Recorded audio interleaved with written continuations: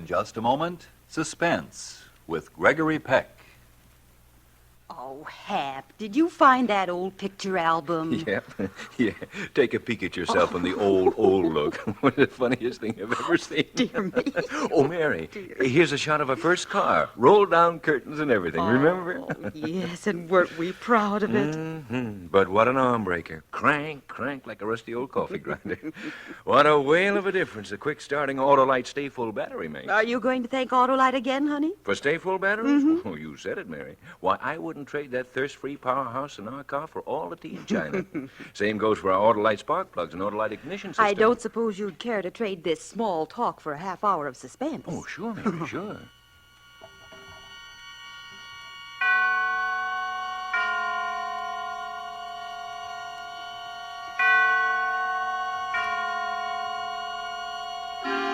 Suspense.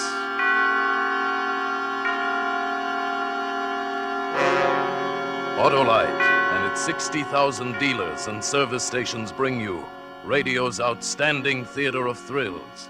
Starring tonight, Mr. Gregory Peck in Anton Leader's production of Hitchhike Poker, a tale well calculated to keep you in suspense.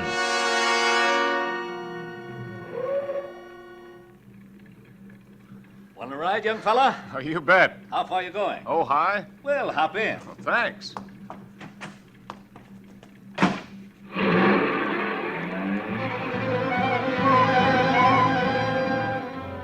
That's how I met J. Stewart Belden in his canary yellow convertible.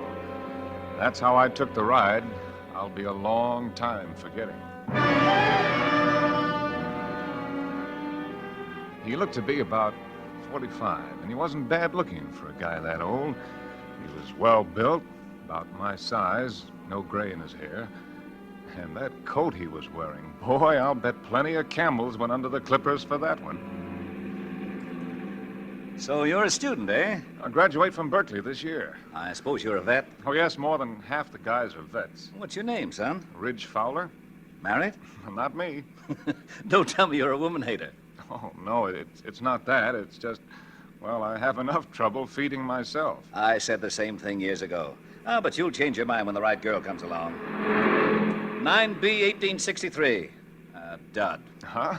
Oh, didn't you ever play license plate poker? License plate poker? Never heard of it. It's just like regular poker, except instead of drawing cards, you draw license plates. Now, I drew that hand. There was nothing in it. Next card we see will be your hand. Here comes one now. Watch the license plate. 4J3134, 2 pair, 3s and 4s. You beat me. Hey, that's a good game. What are the stakes? Well, make it easy on yourself. Shall we say $100,000 a hand?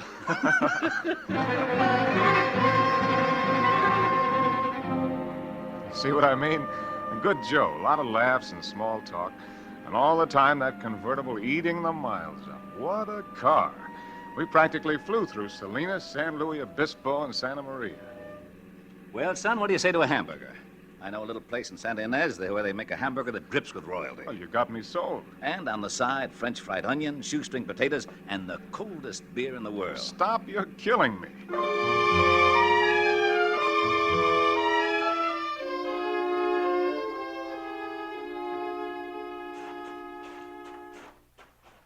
Now, tell me, did I overrate the place? Boy, that was terrific. The trouble is they give you too much food in there.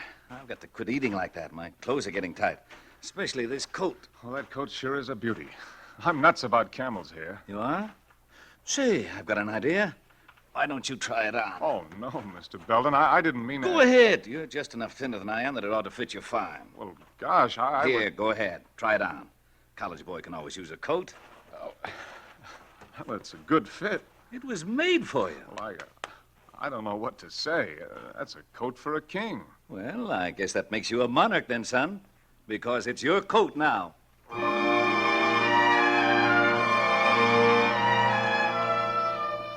couldn't get over it. A coat like that, mine?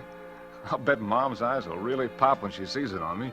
Must have cost a year's tuition. I climbed back into the car and slouched down into the maroon leather seat and waited for him while he made a phone call. Boy, I felt like a king, all right. I was deep in a daydream when he came out of the phone booth. Okay, Ridge, here we go.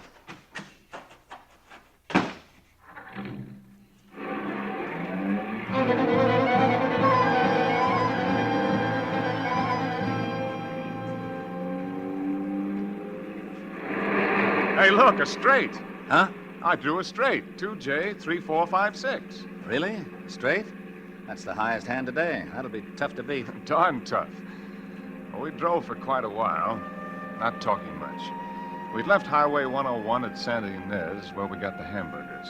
There weren't many cars on the road, and Belden hadn't been able to draw anything to beat my straight. In fact, he seemed to lose interest in the game. He was concentrating on the road. It was a treacherous road, curved and high, full of hairpin turns, but he handled the car beautifully, taking those curves fast but sure, never slowing down a bit. Well, I like speed, but all of a sudden I felt nervous, the way he was hugging the edge. I turned to look at him to say something, and the words stuck in my throat. He changed. No more the smiling host. Instead, he was fastened to the wheel like a hawk. That's what he looked like, a hawk, ready to strike. I was tongue-tied at the changing. I guess my reflexes worked slowly, but his didn't. He threw open his door, twisted the wheel. Hey! So long, Sonny! He jumped clear, and when the car hurtled into space, I was alone in it. My head smashed into the windshield. Another jolt threw me against the door. I'm not too clear at this point, but the next thing I knew, I was flying through space again. Only this time, I was free of the car. I landed, sprawled against the side of the hill. I began to slip, to roll. I grabbed wildly, desperately for just anything to stop myself. When it happened, it was the trunk of a twisted, gnarled old tree that grew out of the hillside.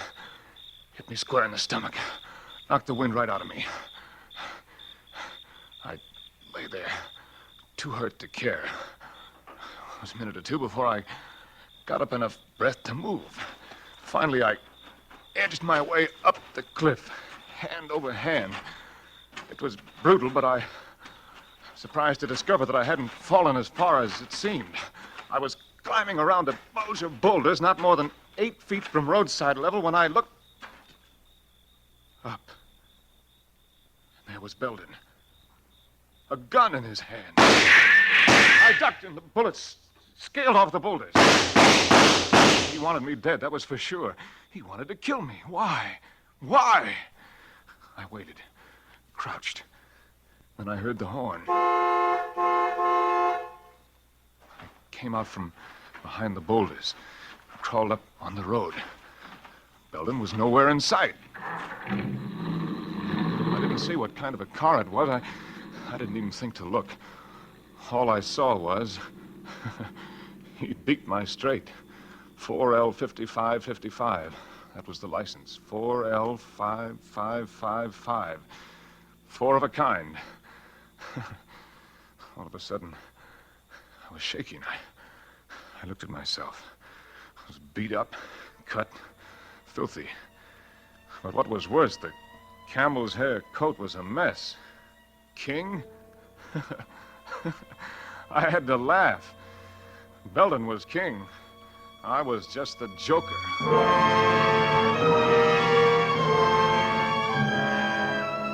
My back hurt, my head throbbed. I ached all over. But I walked every inch of the way back to Santa Ynez. It was dark by the time I got there.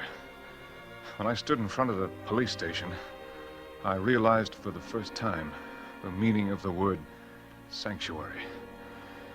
I took a deep breath. I wanted to tell the police as straight a story as possible. I opened the door. There he is, officer. That's the boy who stole my car, forced me out, took my coat. Just look in the side pocket of the coat. You'll find my wallet.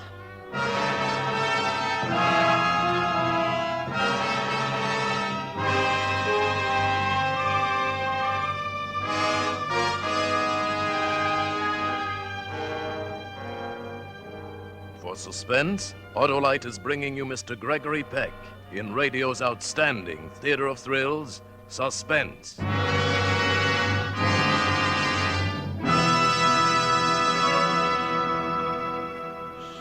I'm sure getting a big kick out of Gregory Peck tonight. Oh, good. Maybe you'll put that old picture album away now. Why, Mary, don't you like old photos? No, they make us look so silly. Besides, all they've made you do is talk about Autolite. And when it comes to Autolite, I'd rather listen to Frank Martin.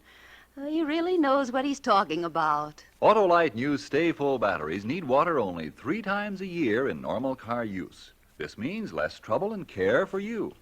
For Autolite's greater water reserve practically eliminates one of the major causes of battery failure. Autolite stay-full batteries are a great new development of Autolite engineers who produce complete ignition systems for many of America's finest cars. They work in complete harmony with your car's entire electrical system.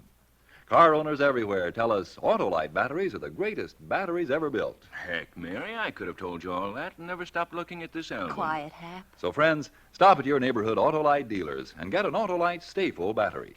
Then you'll know what fast starts really are. And remember this, the Autolite stay-full battery you buy needs water only 3 times a year in normal car use. You know, Mary, I can repeat every word Frank Martin said about Autolite stay-full batteries. Autolite stay... Here's suspense again.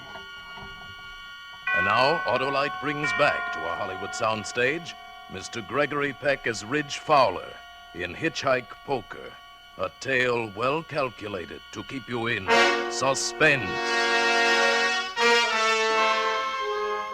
This couldn't be. What was Belden doing here in the police station? What was he trying to pull? I knew even before I put my hand in the coat that Belden's wallet would be there. And I knew, too, that the police would never believe me, no matter what I said. I was trapped. The desk sergeant was waiting for me to talk, but my throat was dry, my tongue was paralyzed, my brain spinning. Well, what do you got to say for yourself? Oh, you don't understand, you see. He gave me the coat. I didn't know about the wallet. That the best you can do? But I tell you, he picked me up when I was hitchhiking. I was going home from school for the weekend. Then he forced me off the road. He tried to kill me. He shot at me. Sergeant, let the boy go. But, Mr. Belden, I've changed my mind. I don't intend to press charges. this kid's crazy. Easy, Sergeant. He's a war veteran. Oh, I see. Oh, no.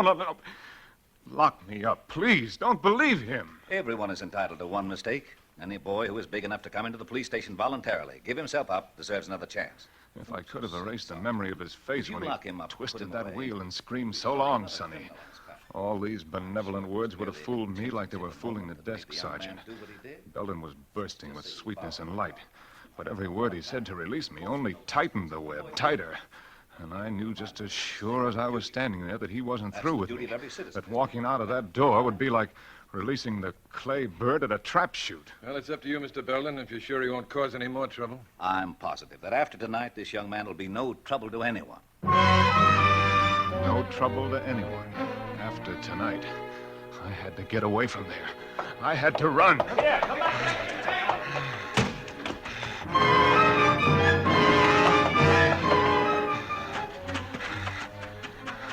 I don't know how long I ran. I didn't know where I was. The town was behind me. I stopped, out of breath. I tried to light a cigarette. My hand shook like I had the palsy. It was like the South Pacific. Snipers and trees, but what trees? Where?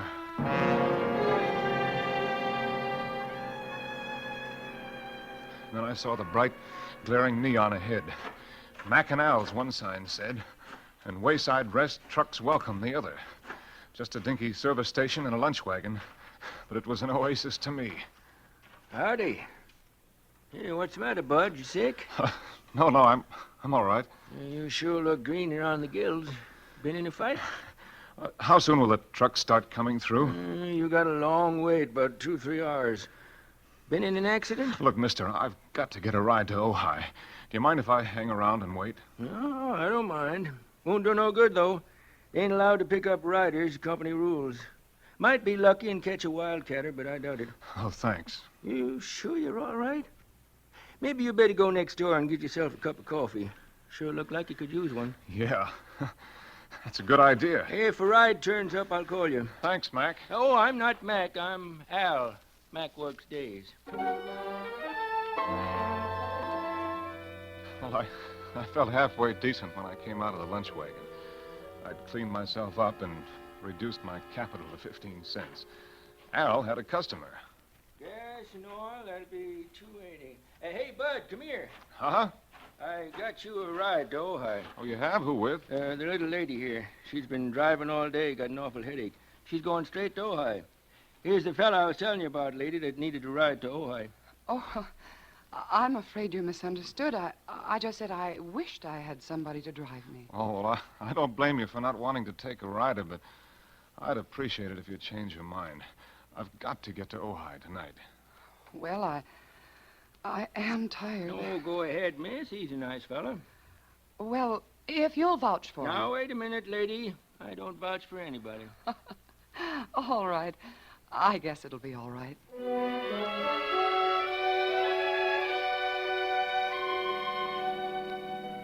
It was a pleasure to drive for her. She didn't say much, and I didn't feel like talking. She just sat there beside me, her eyes closed, resting. Once in a while, I snatched a quick look at her. She had long, dark eyelashes resting on her marble-like cheeks, hands folded in her lap. I found myself remembering when the right girl comes along. I was trying to remember who said it when I saw her looking at me. Feel better? Much better. I'm ashamed of myself, hesitating to let you drive my car. I'm afraid I'm overcautious. Oh, I wouldn't say that. Can't be too careful. One reads of such awful things happening on the road. Yeah. Awful things. I hadn't thought of Belden since we left Al's gas station. Now he was back in the front of my mind. You're going awfully fast.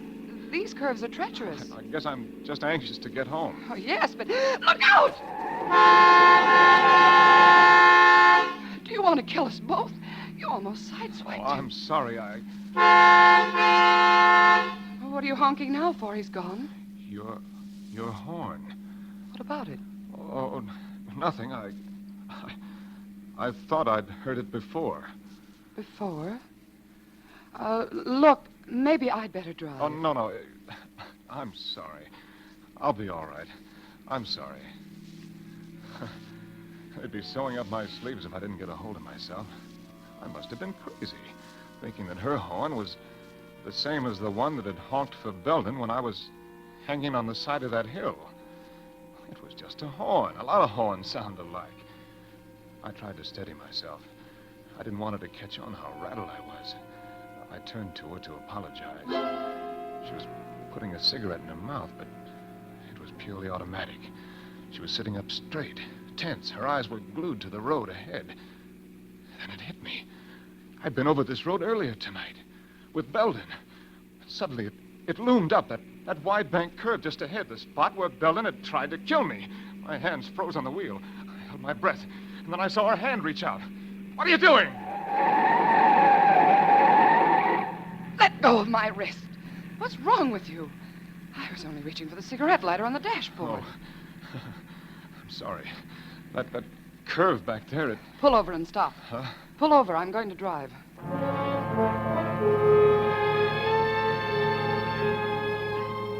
She drove about a mile, I guess. Neither one of us said anything. Then, without any warning, she took a sharp turn off the highway and down a rutted dirt road. Hey, miss, you're leaving the highway. We better stop a while. You don't look so well. Oh, I'm all right now. You don't look it. Better have a drink. I'll reach in the glove compartment to find some scotch. Oh, no, really, I'm all right. Well, then maybe I need it. Maybe it was the drink. Maybe it was the girl. Maybe it was just relief. But I felt peace for the first time that night. I watched her inhale. The glow from the cigarette lit up her high cheekbones. I couldn't see her eyes until she turned her head. What's your name? Ridge. Mine's Virginia. Hi. Hi. You must think I'm pretty much of a jerk the way I've been acting. It's all right. Things like that happen to everybody. Yeah, I guess so. Look, I'm all right now. I could drive. What's your hurry? Well, I thought... What's the matter? Don't you like to sit here with me? Well, no, it's just that... I thought you were in a hurry. I'm not. Now. Are you? No, I'm in no hurry at all. She didn't seem to be moving. It was so gradual. I caught a trace of warm perfume in her hair. She smiled at me. One of those elusive smiles, half innocent, half... Her head touched my shoulder. I accepted the invitation.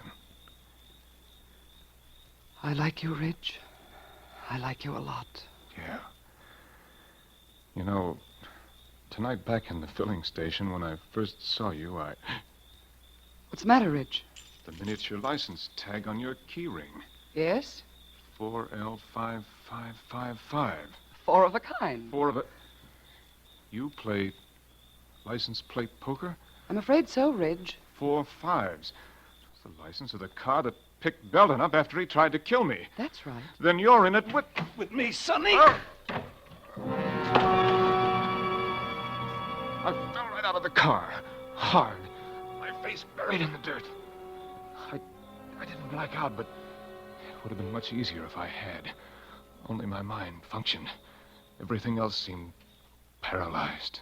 Well, you took your time getting here. I was delayed. You were supposed to be here waiting. What if I hadn't been able to keep him? Oh, I knew I could depend on you, darling, to detain him. What is that supposed to mean? Did you have to go as far as you did? Did you have to let him kiss you? Do you know a better way to keep a man on ice? Perfect wife, a little helpmate. Oh, shut up. Put him in the back seat. Now, just a moment, darling. I'm going to do it right this time. There'll be no slip-ups. You fool! Put that gun away. Why? Don't you realize if a bullet is found in the body, it won't be accidental death? You're always so right, aren't you, darling? Only because you're so stupid. Stupid, am I? Who planned this whole thing? You did, and badly. If you'd handled it right in the first place, his body would be burned up by now, along with the car. Now put him in the back.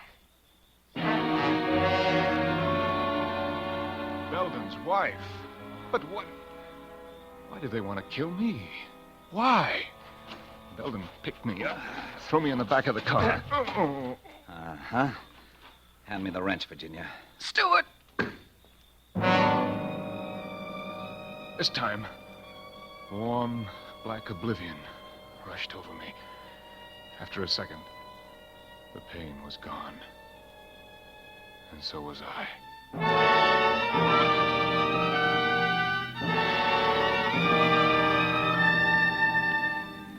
Consciousness returned in splotches. Oh, we've plenty. My head was like a shortwave receiver, now static, now clear, now clear, now static, now. Anything behind us? Nobody. We're almost there. Are you sure no one has discovered the car yet? Of course not. The way it's lying, nobody will see it till daylight. And then J. Stuart Belden will be found dead, burned to an unrecognizable crisp. We can shake this place, go to South America. You can go. I have to stick around, remember, to collect the insurance and pretend I'm heartbroken you're dead. Will that be so hard? You didn't talk like this when you married me. But of course, there was a lot more money then. Yes, swindled from suckers. Since when have you become fussy about where money comes from? What's changed you? The schoolboy? Don't be a fool. All right, we've got to work fast. Give me a hand with them. Wait. Huh? Here comes a car.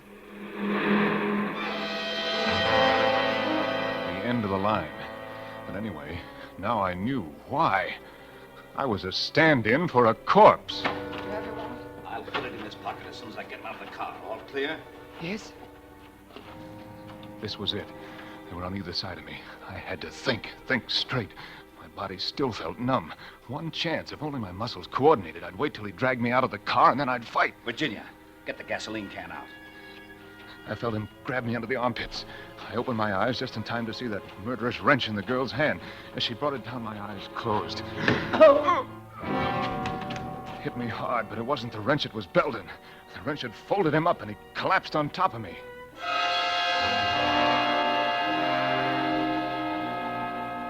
Every nerve in my body was alert now. I didn't know what would come next, but I was ready for it. She pulled Belden's body off me.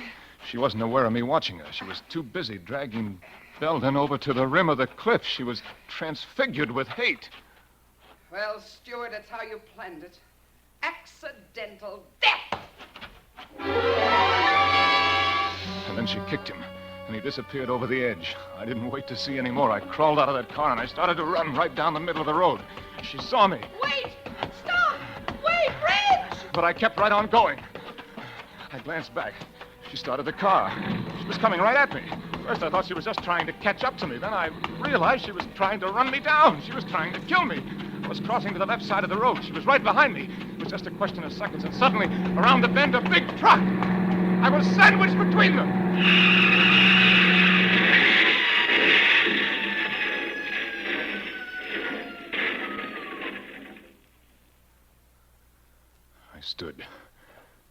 stunned with horror, her scream ringing through my head. And the picture of her in the car, swerving off into space, into the canyon below. Hey, Bud, you all right? Yeah. What happened? She went off the road. A crazy woman driver. We'll have to report it. Come on, I'll give you a ride into town. Do you hear me? Don't you want a ride? Yeah. Yeah, sure. What are you staring at? Your license plate. CM 1111. Hey, it wasn't my fault. You saw how it happened. 4 aces. 4 aces. I'd won. I'd taken the last hand. But as long as I live, I'll jump out of my skin whenever a car pulls up and a voice asks, Want a ride, young fella?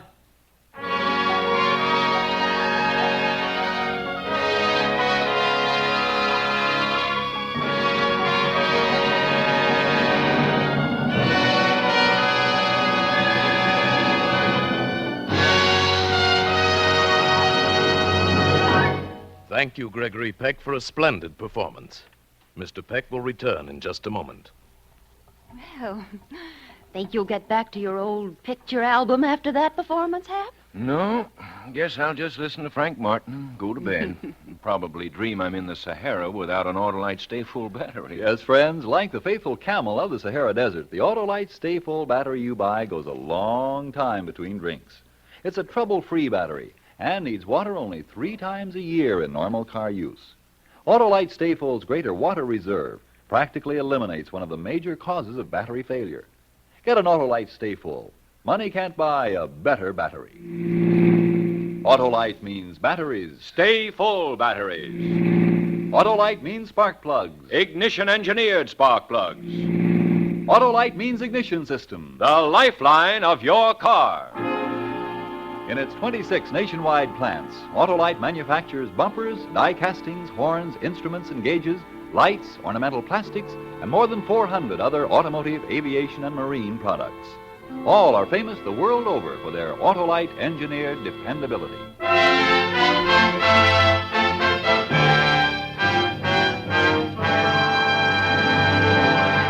And now here again is Mr. Gregory Peck. It's been a great pleasure to appear here tonight with this fine cast of suspense actors. And I'm expecting almost as much pleasure from listening next Thursday when radio's outstanding theater of thrills brings you Robert Young and Virginia Bruce in Celebration, another gripping study in Suspense.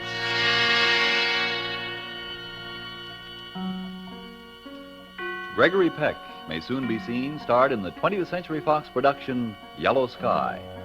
Ed Begley played the part of Belden, and Kay Brinker was Virginia. Tonight's suspense play was written by John and Gwen Bagney, with music composed by Lucien Morawick and conducted by Lud Gluskin. The entire production was under the direction of Anton M. Leader. In the coming weeks, Suspense will present such outstanding stars as Edward G. Robinson, Lucille Ball, Ray Milland, and John Garfield. Make it a point to listen each Thursday to Suspense, radio's outstanding theater of thrills. And next Thursday, same time, hear Robert Young and Virginia Bruce in Celebration. This is the Autolite Suspense Show. Attention, all men. Join the fighting outfit that defends America, the new National Guard. Good night. Switch to Autolite. This is CBS, the Columbia Broadcasting System.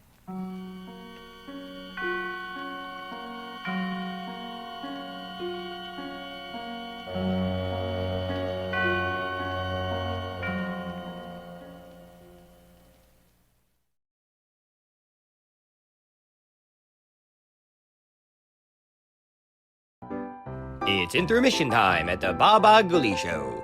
Time to refresh yourself and visit our snack bar. Got a yen for some hot popcorn? How's about your favorite soft drinks, which are sparkling cold? And there's all kinds of candy to tempt you. It's radio time, folks. Enjoy the rest of the program.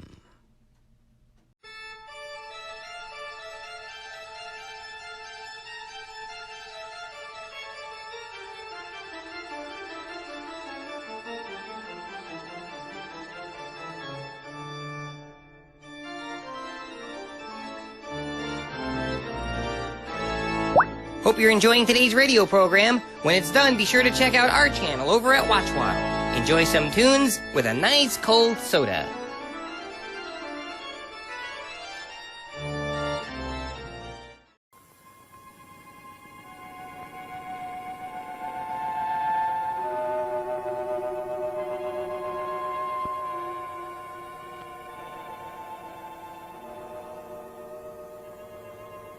Dr. Mason! Dr. Mason!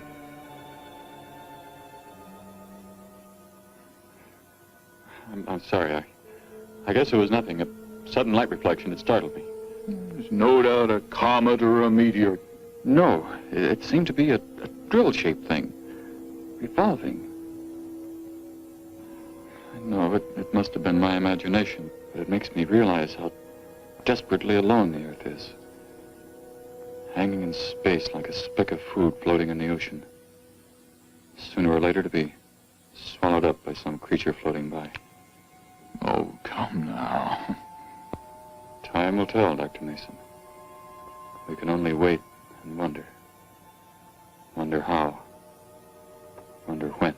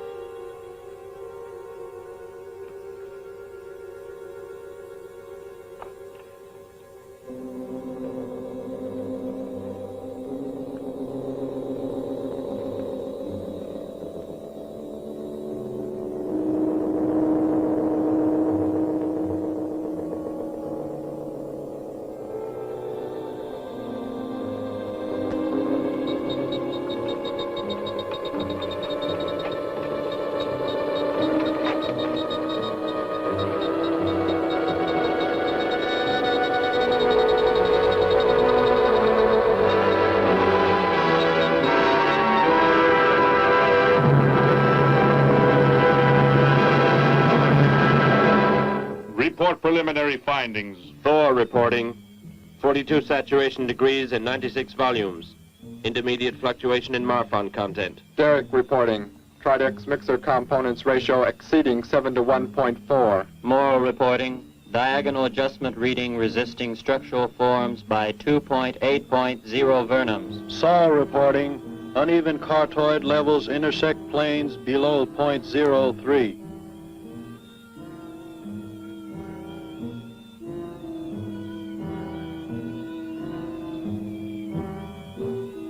Surface readings register above minimum requirements.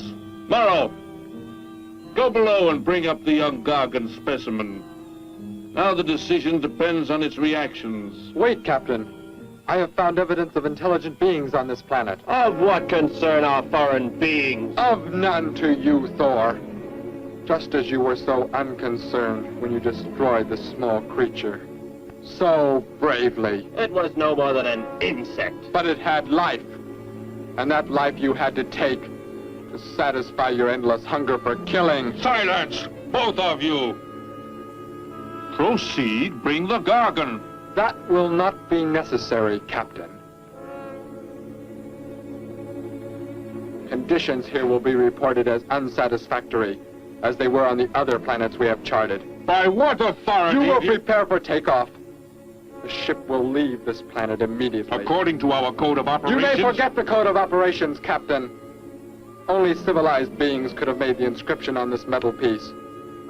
We shall not have the thousands of Gargans brought here to destroy them. You have concern for foreign beings over our mission to locate grazing land for our Gargan herds? Recall, it is necessary as a reserve food supply for our people. Our people? We live like parts of a machine. We don't know our fathers or mothers were raised in cubicles. The sick and the old are put to death. It is the one and only way to maintain the supreme race. Have you forgotten? Our people have forgotten. They have been made to forget for centuries. But I have learned how it once was. Families, brothers and sisters. There was happiness. There was love. Of what do you speak? From where have you learned such things? I have read. I have read from this book. I discovered it and kept it hidden. Somehow it survived the flames of the Annihilators when our people were turned into mechanized slaves centuries ago. When we return to our planet, the High Court may well sentence you to torture and death for this treason. The High Court may judge me after we have accomplished our mission. We will find an uninhabited planet to which the herds of Gargans may be shipped, without endangering civilized beings. Let me see that book. I am interested to see what sways your mind so heavily. You may have it.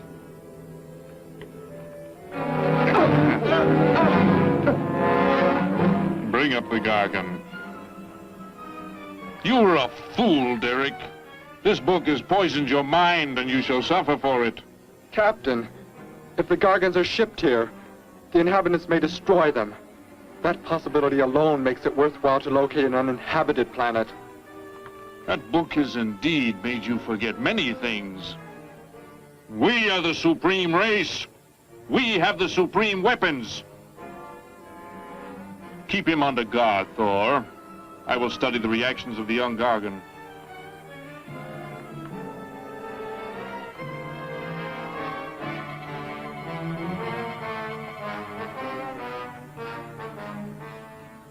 Before the High Court has you executed, you should be made to watch what happens when we return here with the Gargans. By the elements alone, they will grow to millions of times their original size in less time than it takes for the sun to rise and fall. It thrives, Captain. Already I can feel it has grown heavier. We shall return to our base and lead the transport ships here. Soon this planet will be covered with full-grown Gargans. A safe distance from our planet, yet their meat will be available to us for the harvesting. Repack the instruments. I shall radio back the news of our success.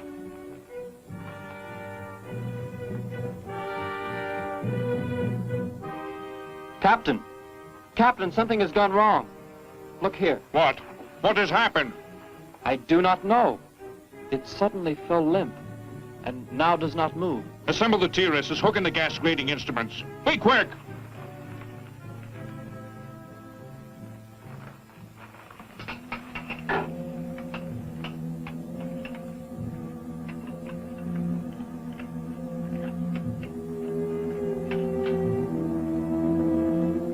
The atmosphere here tested above minimum, but the Gargan species cannot live due to excessive nitrogenic gas compounds emitted in our preliminary diagnosis.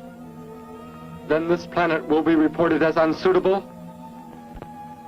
Repack the instruments and prepare for takeoff. We will continue our search in another solar system. And when we return to our home base, you will be presented to the High Court with the evidence against you. Thor, Saul, bind the prisoner and prepare him for the isolation chamber. I will make contact with base.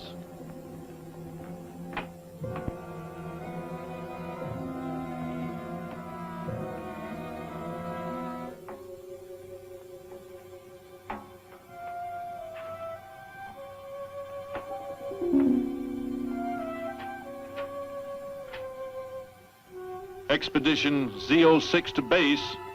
Expedition Z06 to base. Guard him. I will get the straps. Lie down. Put your hands behind you.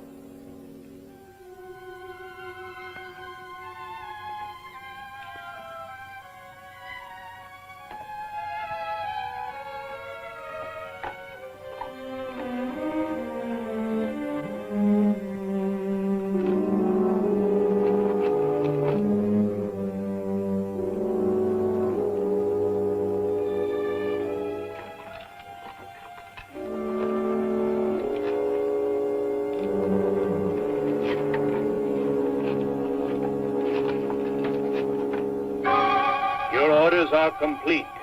He is escaping! Go, Thor!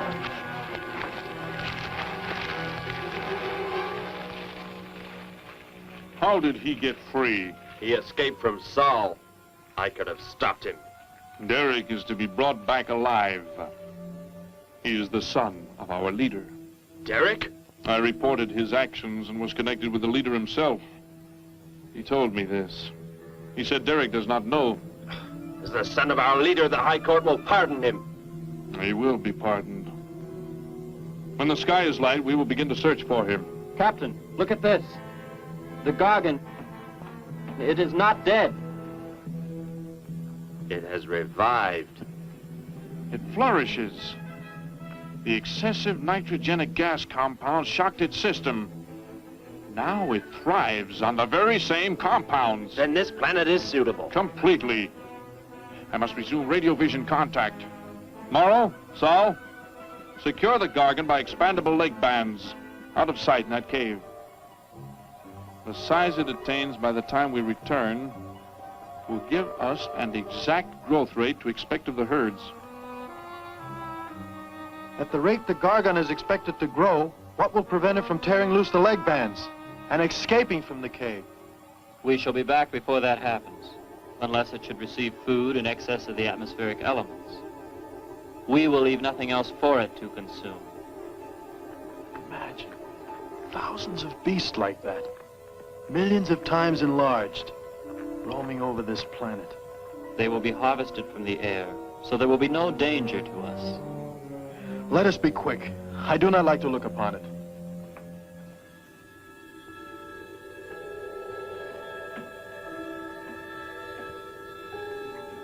Now that you report the planet is suitable for our purposes, you are to return here immediately and prepare to lead the transport ships there.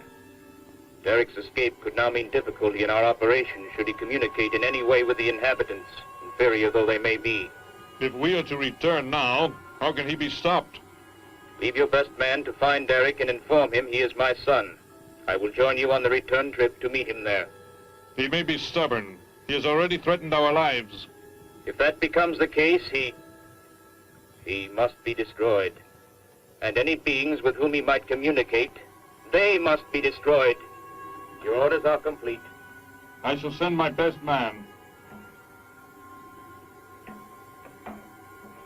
I heard the orders, Captain. Let me find Derek. You will wait until the sky is light enough to begin the search. We will leave now and return here to meet you when we bring the Gargans.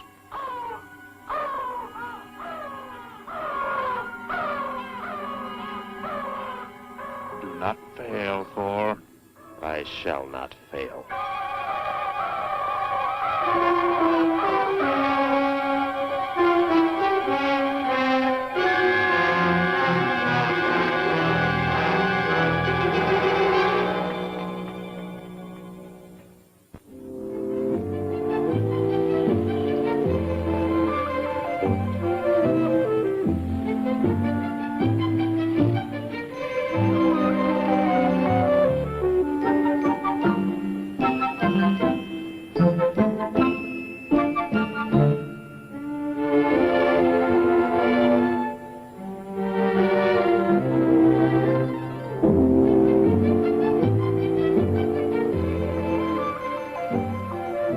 Can I help you, sir? Yes, I would.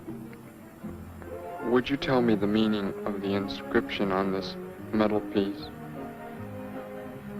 Sparky, 1243 Willowcrest Drive. That's just 3 blocks down there and a few doors up. You can't miss it.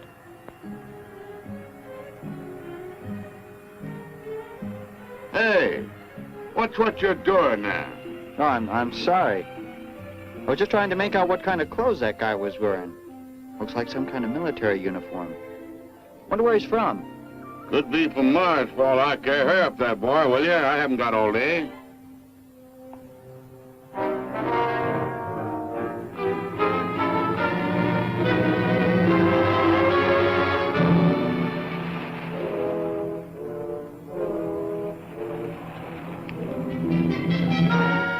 Hop in, I'll give you a lift. Lift? Well, it's a long way into town. Okay, it's all right with me. Wait.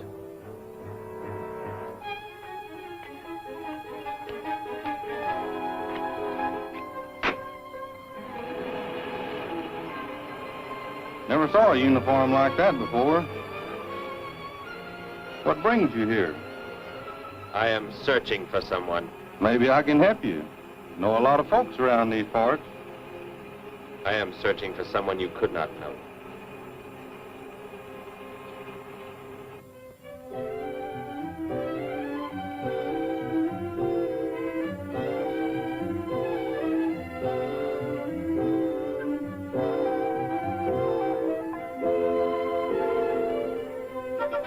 I put Sparky's breakfast out 20 minutes ago, Grandpa, and it's still here. He's probably still out chasing gophers. Hello. You've come to see our room for rent? What's that? A fellow to see the room for rent, Grandpa. You show it to him, will you? Joe'll be by for me in a minute. We're going swimming at Alice's, and I haven't even changed yet. Well, come on in.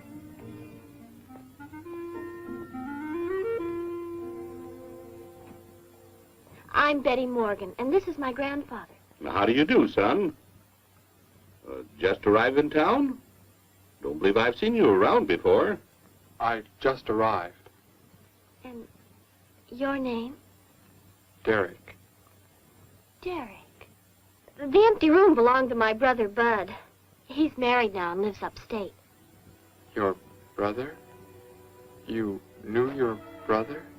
Did I know my brother? That's a strange question to ask. Grandpa raised us both since we were kids after Mom and Dad died. I'm sorry, It's just that I never knew any brothers or sisters.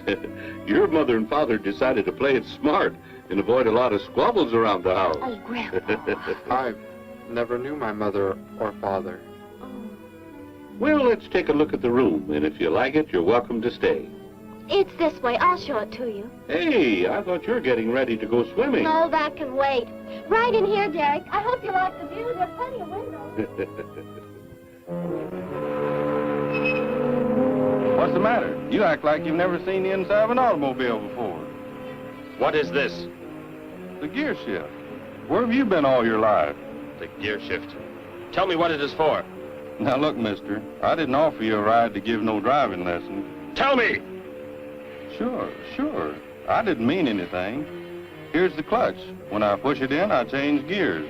Low, second, and high. And to halt the vehicle? When I want to stop, I press the brake, right here. And this?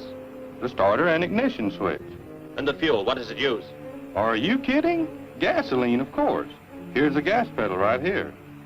It's about time I have the tank filled.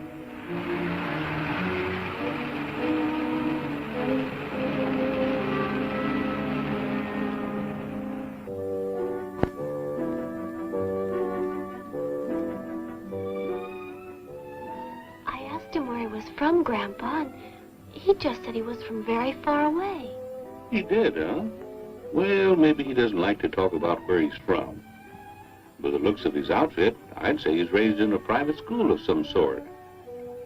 Well, Grandpa, if he just got into town and can't pay the rent until he gets a job or something, would... Well, what do you say, young man? What do you think of the room?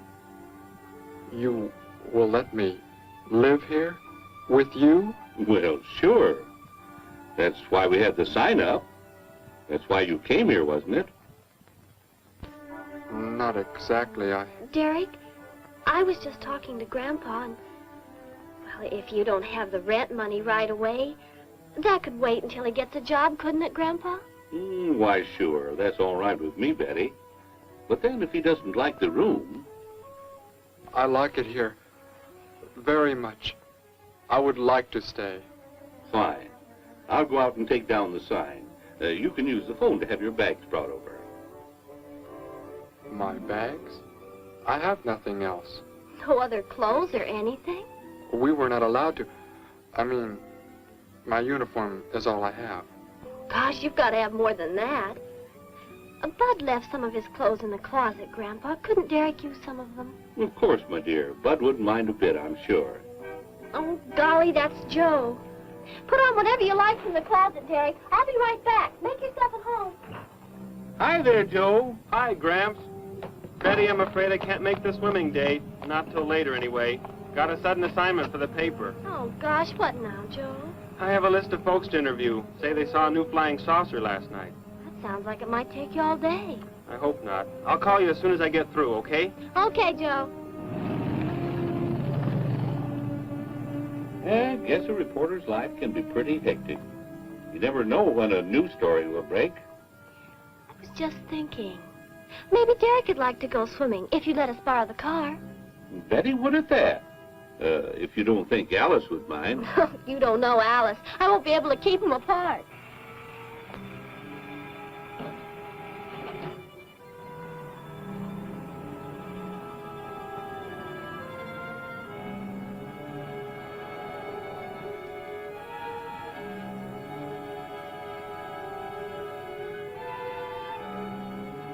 Hey, what's going on in town anyway, mister? A convention or something? What?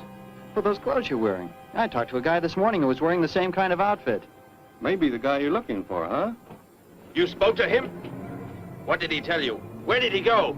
Hey, what's the matter with you? Hey, take your hands off me. You will tell me what he said to you. Oh, why should I? Hey, who do you think you are, anyway? Answer me, or I destroy you.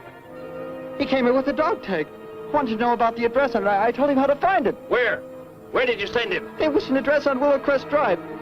1243, I think. Tell me how to get there. Just drive down there about 3 blocks. That's Willow Crest. 1243. It's only a few doors up.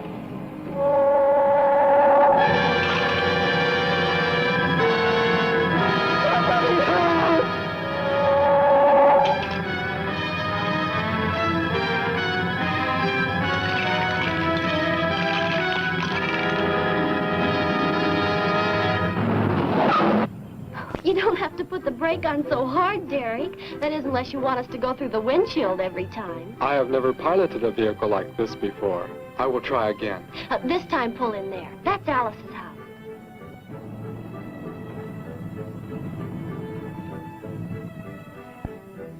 Oh, much better. Wait, Betty. Yes, Derek? What is it?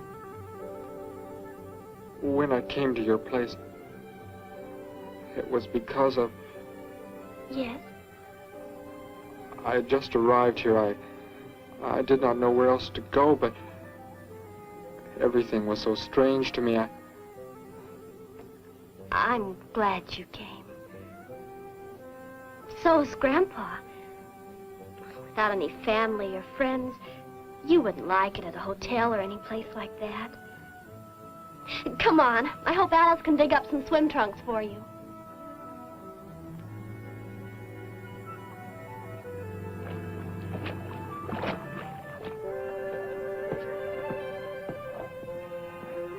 Hi there. Who's the stranger? Joe couldn't make it, Alice. I talked Derek into coming along. Derek, this is Alice. Derek. Hey, I like that. Come on in, the water's fine. Well, we need a pair of swim trunks. I couldn't find any at my house. No problem at all. He can wear a pair of my father's. The folks are gone today, and so are the servants. We have the whole place to ourselves. Where are the trunks, Alice? Hanging up right over there. They look a little large for you, Derek. Or maybe you better put them on with some clothespins, too, just in case. I guess it's safe to try them on anyway. Over there at the bathhouse. What was that? Don't worry, I'll get it. It is what I wanted to tell you about. The reason I came to your place when I did not know where else to go. Heck, I thought it was a 50-cent piece at least. Why, that looks like... who it is. It's Sparky's. Sparky's dog tag. Where on earth did you find it? When I first arrived, I was with some others. One of them destroyed a small creature. Later, I found that among the remains. You mean somebody killed Sparky? Oh, no, Derek, it can't be true. Why would anyone want to kill Sparky? Betty, I'm sorry. Tell me who did it, Derek. They are gone now. Only I remained. But I don't understand. Where is Sparky? Will you take me to where it happened? I'll get dressed and come with you. No, Alice, please. You stay here. We'll see you later.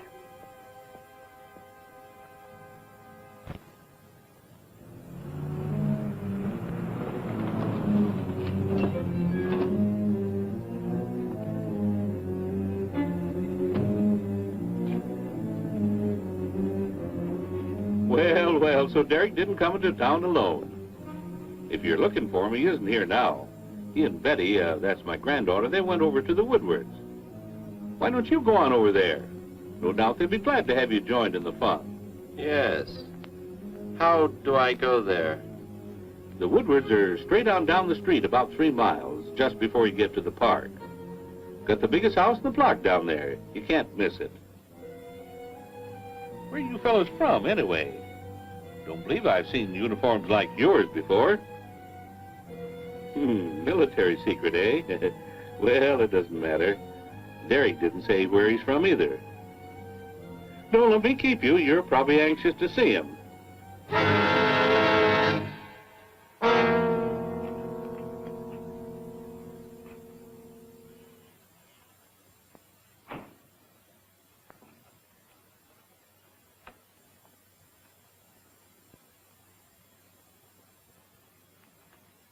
Where is he, Derek? You don't mean those old bones. You can see they've been here for a very long time. No. It was among these remains that I found the metal inscription. This couldn't be Sparky. I know. He must have been here and his collar tag fell off, that's all. You are not familiar with the focusing disintegrator ray? The what? It projects an isolated beam which separates the molecules of living material in chain reaction. All but the solids, the skeletal braces. Horrible. And you mean Sparky? But... Over there is what happened when the same beam was aimed at me. It missed, and that is what is left. Good heavens, Derek. You've got to explain it to me. Why were they doing this? Where were they from? How did you? Betty, tell me, what is the most advanced form of transportation that you know? What do you mean? What's that got to do with it? Please, tell me, Betty. Airplanes. Jet airplanes, I guess. Why? And where do they go? From where to where? To anywhere in the world. And that's all? Where else is there to go? I should not have brought you here. Is it about a new secret weapon? Something you and the others invented and then they turned against you? It is something like that. I guess I should try to find someone I can explain it to. Maybe Professor Simpson at the college. He's head of the science department. He will... What is it, Derek? Betty, when you learn where I'm from, well, you may not understand, but I hope it will not make any difference between us, because... I don't care where you're from. I don't understand all this, but somehow I feel that I've always known you. That we've never been apart. Let us go to the professor you speak of. We have to pass the house first so I can change. What was that? Did you hear a sound? No. Only the wind. What sort of sound? Nothing. My imagination alarmed me. Come, let us be on our way.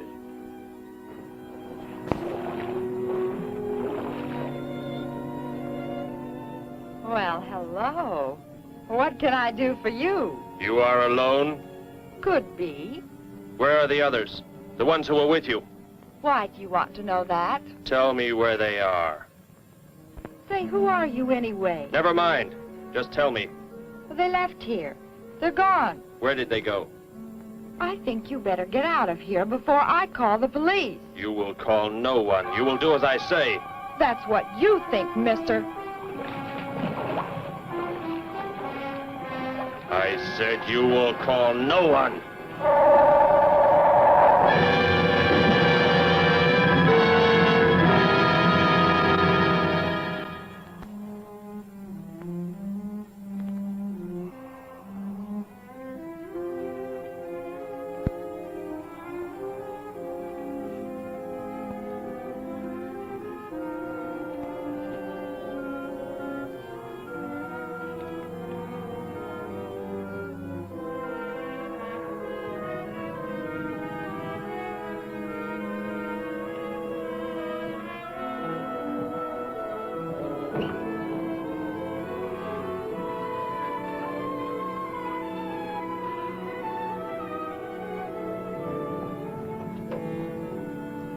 Grandpa was asleep, so I left a note so he'll know where we went. If I know Grandpa, we'll be back before he even wakes up.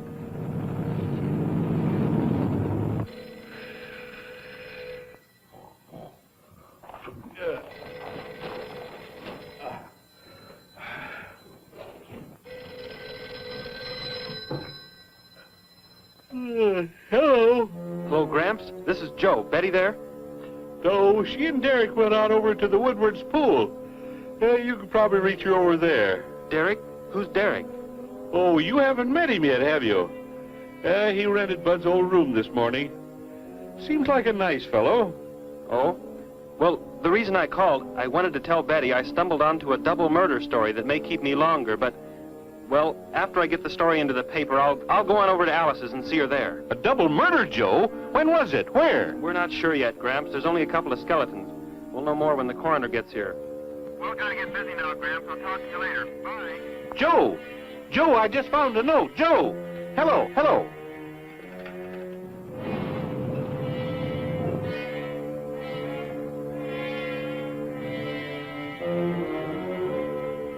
My golly, you missed them at the pool, huh? Sure, I'm sorry. Betty left me a note. Now they've gone over to the college to see Professor Simpson.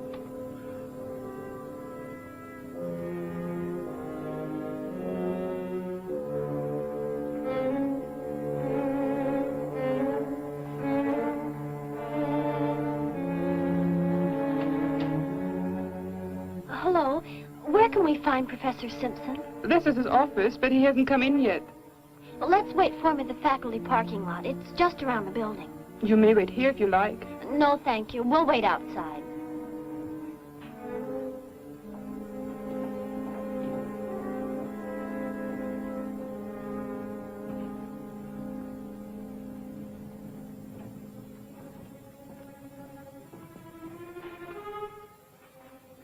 Good morning, Hilda. Oh, good morning, Professor Simpson.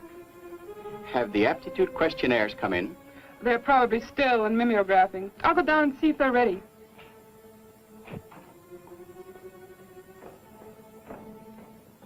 That's Professor Simpson's office. The third door down. He's head of the science department.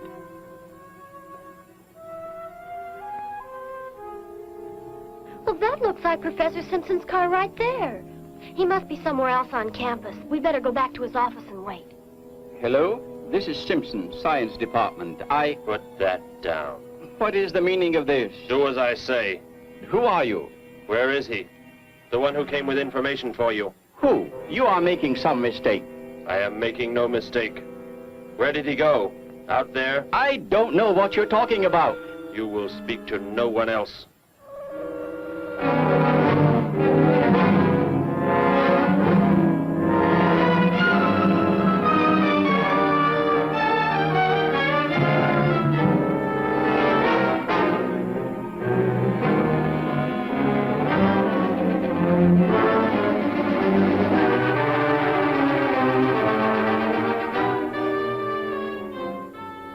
We found his car, so... Yes, I know. He came in right after you left.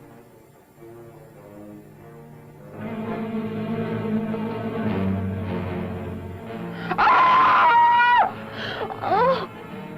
Oh, Derek! Oh, it's some kind of foolish joke. I'm not going to keep a job where this sort of thing goes on. I want to believe what I'm thinking isn't true, but It was a focusing disintegrator. then whoever killed Sparky... But you said they'd gone. For some reason, they want to stop me. Somehow we were traced here. I want you to get in your vehicle and go to a place where you will be safe. But how could they... Grandpa. I left a note for Grandpa. They must have... Oh, Derek. I will go to your place. No, they may be waiting for you there. I can call Grandpa.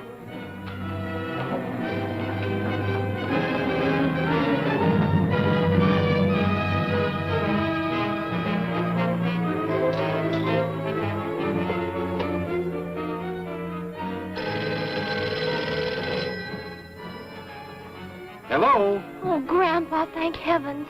Derek, he's all right. Betty, what is it, child? What's the matter? Grandpa, was somebody there? Somebody you told we were at the college? Oh, yes, the friend of Derek's. Did he find you okay? He's a murderer. He killed Professor Simpson, Grandpa. He's after Derek, and he's probably on the way back to the house right now. Murder? But are the police... Don't argue, Grandpa. Just get out of there. We're going to the City Hall police station right now. Meet us there. Don't worry about me, Betty. I'll leave right away. Goodbye, honey. I better call the police and let them know we're coming.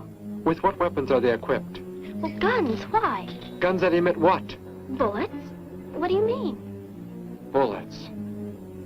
A centuries-old invention against... Hello, operator.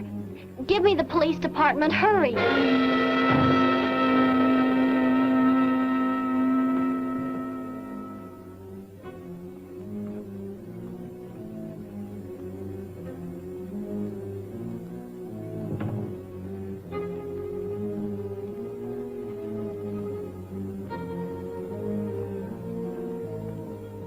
Yes, we'll be there right away. Thank you. Betty, tell me how to go there. I want you to go somewhere else where you will be safe. We're safer than the City Hall. The police said they're going to have armed guards waiting for us on the front steps. I told them we'd be right there. Let's hurry.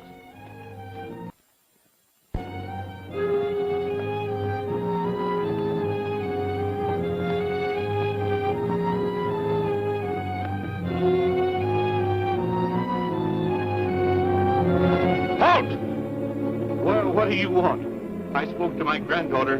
You're not getting any help from me. Did they return here? Tell me. I have no reason to harm your granddaughter, but if you do not tell me, You can kill Derek? Why should you care about him?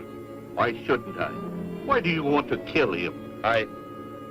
It is important only that he leave here, that I return him to where he belongs. And where is that? From where he escaped. I need not harm anyone if you tell me where he is.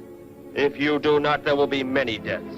Beginning with you, now. He's not here. He's in the center of the city. Where? Take me there. You will pilot the vehicle. Go. Be swift.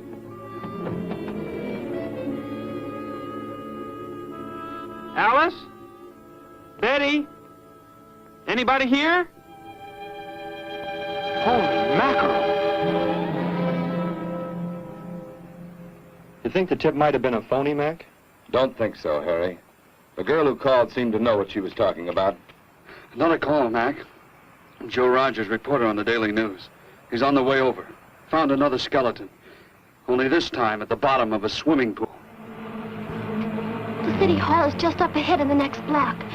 Oh, I hope Grandpa's there waiting for us safe and sound. What are you doing? Be silent. Continue ahead.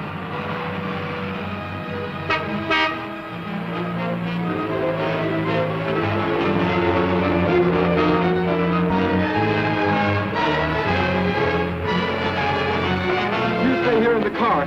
You'll be safe. He's after me, not you.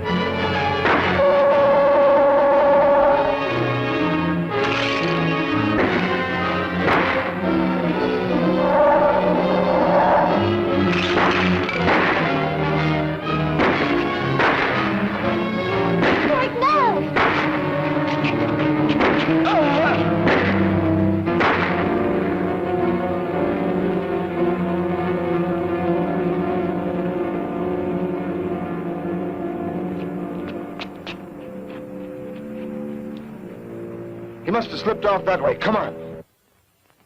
Stay under cover.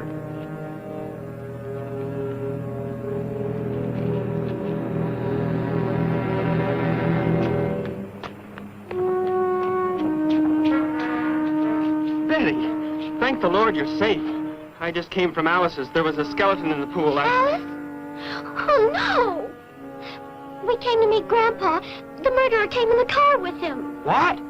But how did you get mixed up in this? Since he killed Sparky out by the old mine. He's an insane killer, Joe. And he forced Gramps to drive here? Where is Gramps? Is he okay? Yes, he's... Well, there he is trying to get across the street.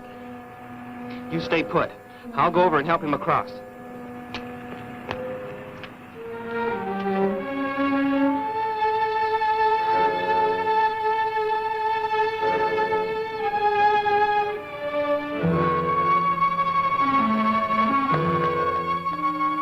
What are you doing down here?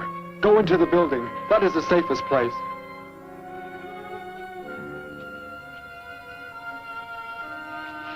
Look.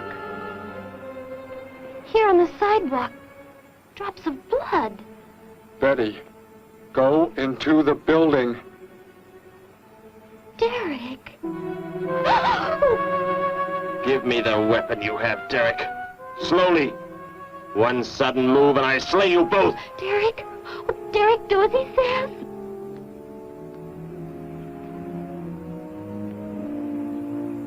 Get in!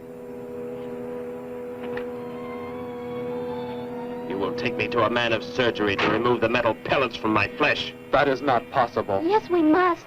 We must do as he says. I know a doctor's office. We'll take him there. She is very wise. Now go!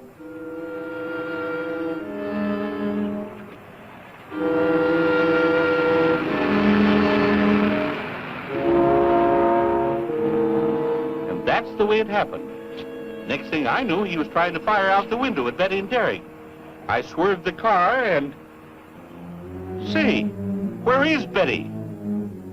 That's funny. She must be around someplace. But the car's gone. They must have left without me. Well, don't worry, Gramps. You'll get an escort home. I'm going to phone the story into the paper and then drive out to the old mine Betty mentioned. The old mine? What's out there? I don't know. That's where she said Sparky was killed by the guy. Sparky, our dog? She didn't tell me about that. Hey, Mac, over here. Blood spots on the sidewalk. And where's that car that was parked here? That's it. That's how the killer got away. In our car?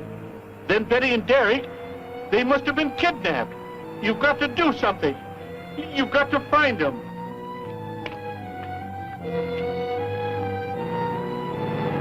This is it, Derek. That's Dr. Brandt there. He looks like he's leaving. Stop him! Block his path!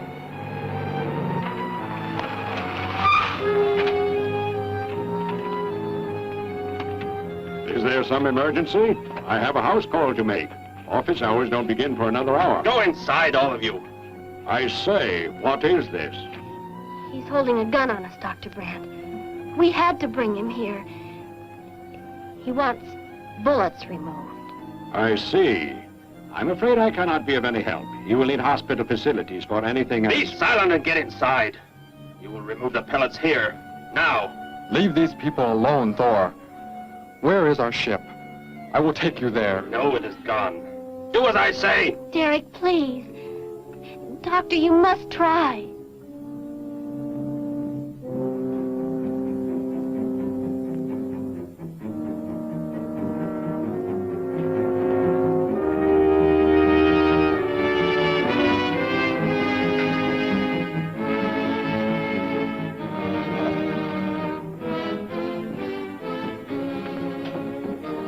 You will have to lie down here.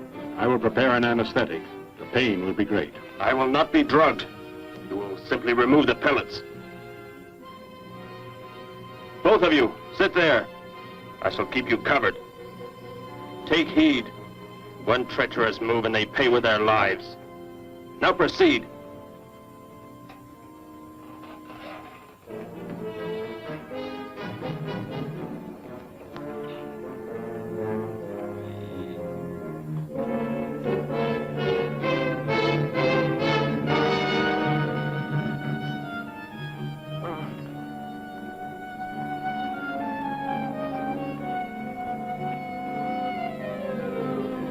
Thor, tell me why you have been searching for me. It must have been important for you to have... The Gargan are to be raised here. You could not be allowed to run free. But the specimen reaction was negative. It was verified positive after you escaped. The captain should have let me kill you when I had a chance. And why didn't he? I saw him stop you when you fired at me. Because he just learned that you were the son of our leader.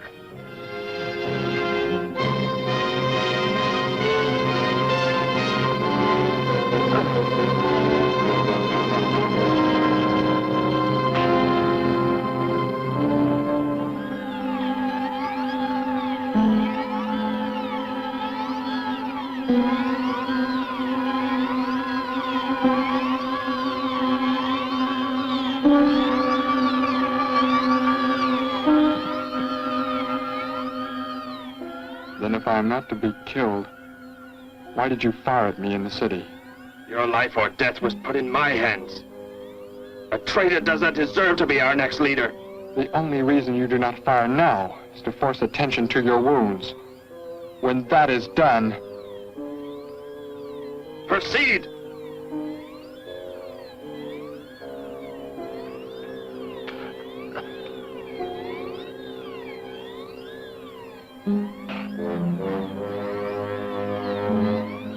Antiseptic must be applied to your wounds, and you will need bandages. I'll get them.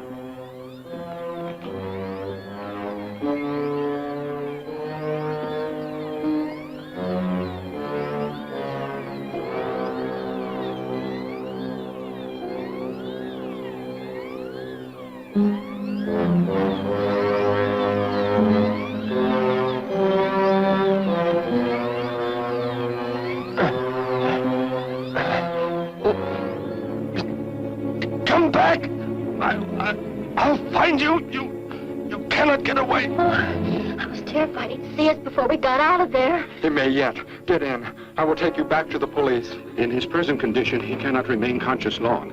By the time we return with the police, he should be completely helpless. Derek, what was he talking about? The Gargon to be raised here, and you, the son of the leader. You said you didn't know your father. I did not know the things he said. I thought they'd gone. I wanted to forget them forever. But now I know. They plan to return.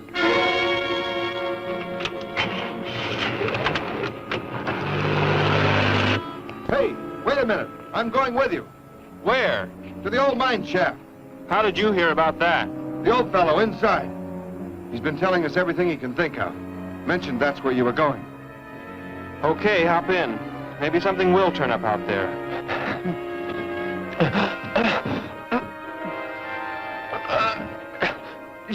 You're in here?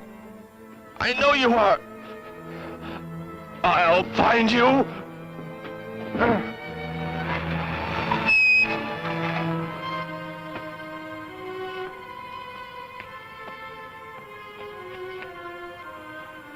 My nurse, Miss Moss. She'll be arriving for office hours.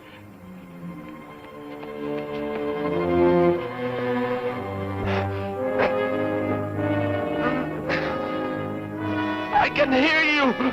I can hear you breathing. You cannot escape me. I'll find you. I'll find you. I'll find you. I'll find you. Ah.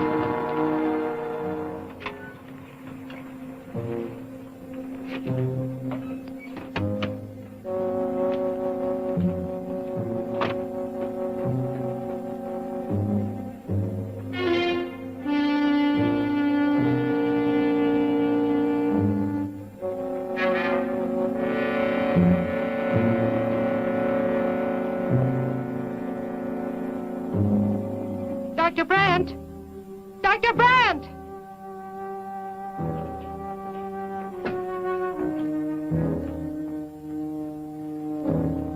She's already left?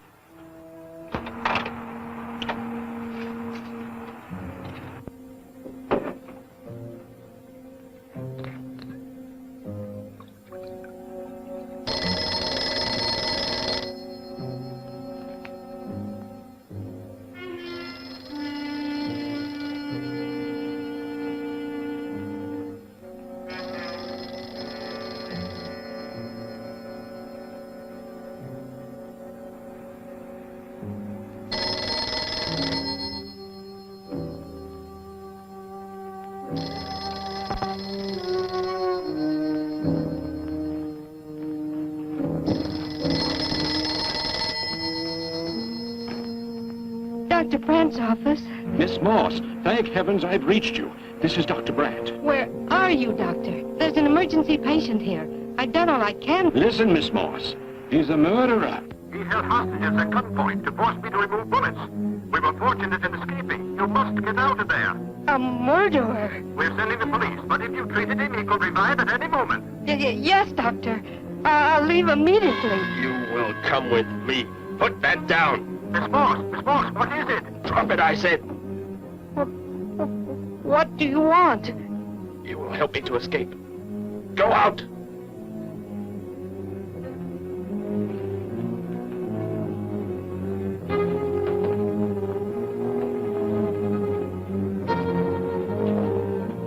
That vehicle. Is that how you arrived?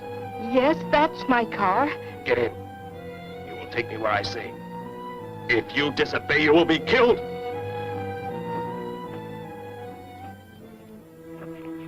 The police are on the way, Dr. Brandt. It's no use. I was too late. They're gone. Thor has escaped? But how could he? You said he would be helpless that... Without aid. But my nurse, she didn't know. She bandaged him, gave him an injection. He revived. No. We've got to tell the police. They might be able to do something. I'll tell them. I'll tell them what happened.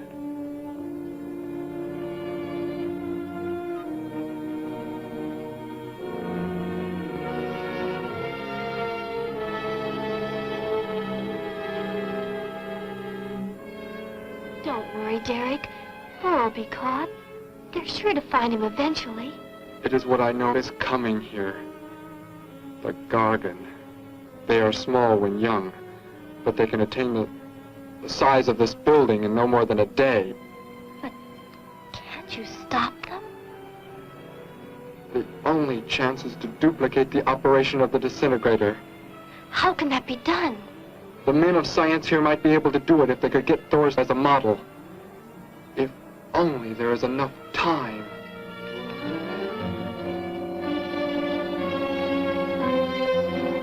You know, I don't get this guy. Animals or humans, he just seems to like killing. There's more to it than that, Joe. There's something behind this, something we don't understand. The weapon he uses, it's unheard of. Blasting flesh right off the bones. Look at that tree over there. Used it for target practice by the looks of it. I don't know. Let's take a look in the old cave.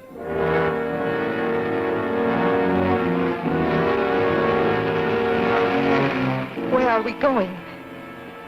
You've got to tell me. It is not far now.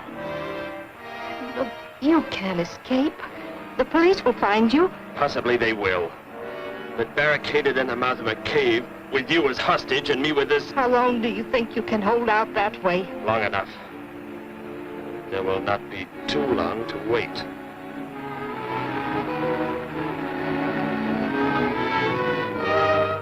Hey! Bring your flash bulbs up here. This tunnel is black as pitch. Okay, I'll be right up.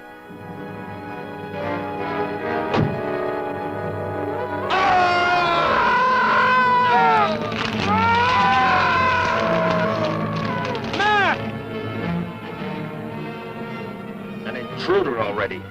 No! I won't let you kill anyone. I see you do not value your life. He's getting away. Follow him. No. Dare refuse?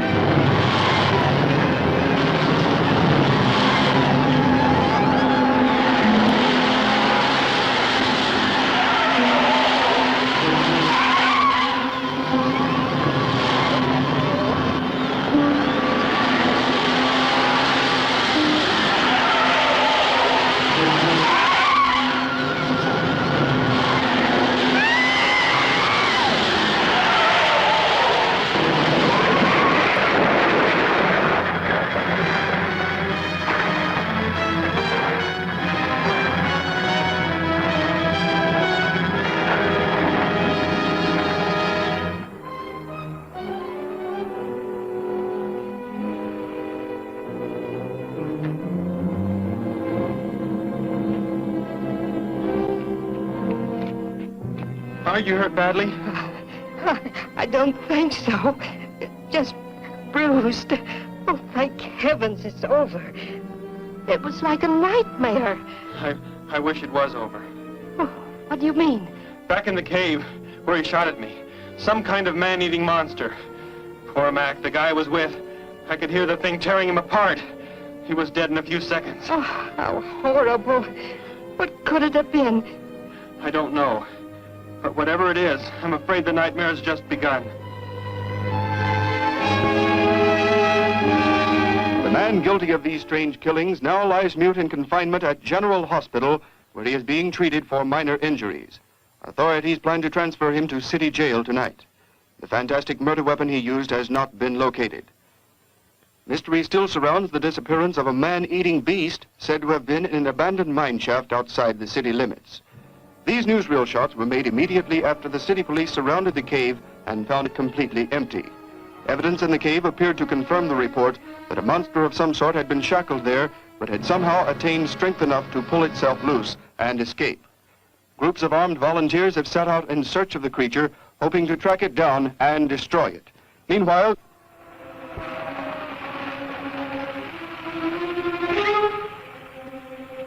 Thor crashed just below here. If that disintegrator is down there, I'm going to find it. Derek, I just thought. The monster that escaped from the cave. It must have been there at the same time we were. What I can't figure out is, why did it escape when it did? Why not sooner? It would not have been large enough, but the man it consumed increased its growth rate. Then, how big would it be now? There is no telling. You stay here. Keep the door closed.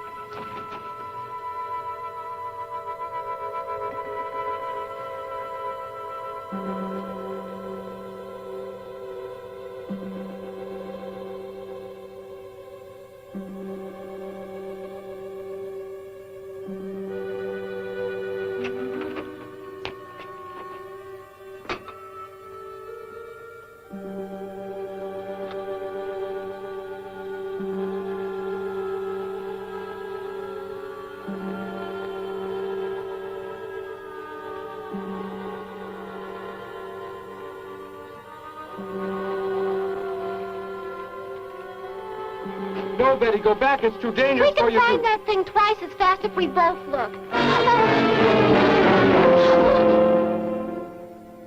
You make me angry,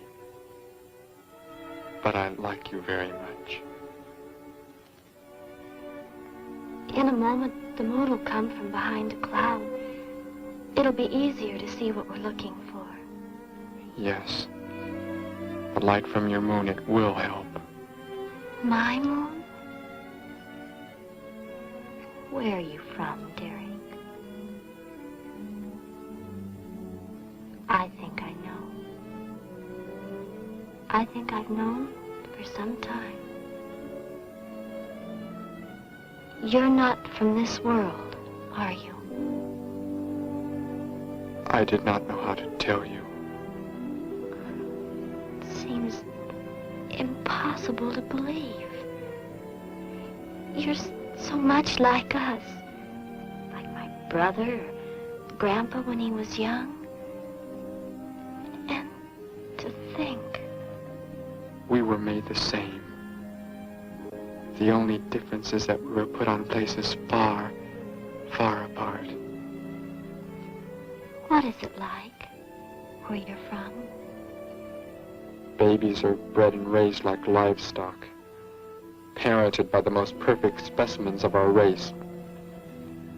If you become ill, you are put to death, as are the old. You won't be going back ever, will you? I shall make the earth my home, and I shall never, never leave it.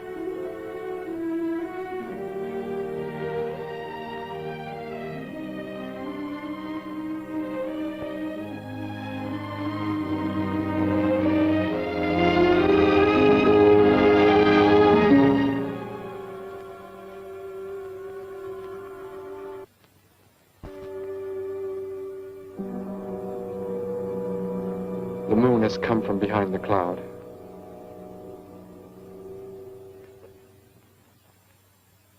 Derek.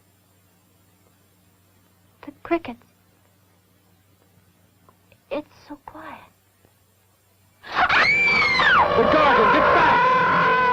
There it is, Derek! It was under the rock!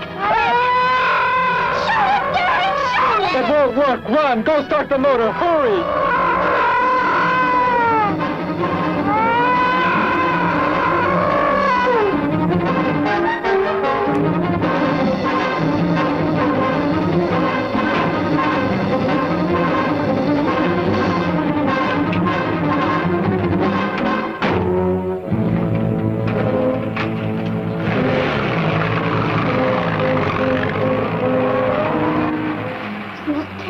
I've ever seen. Why wouldn't the gun work? Must have been damaged somehow when Thor was thrown in the crash. You said that thing would keep growing. If it does, what can stop it from wrecking the city? And I may be able to repair the damaged part of the disintegrator. If I can, we will stop the Gargan and give the Earth a weapon against invasion as well. If only I can get it to work.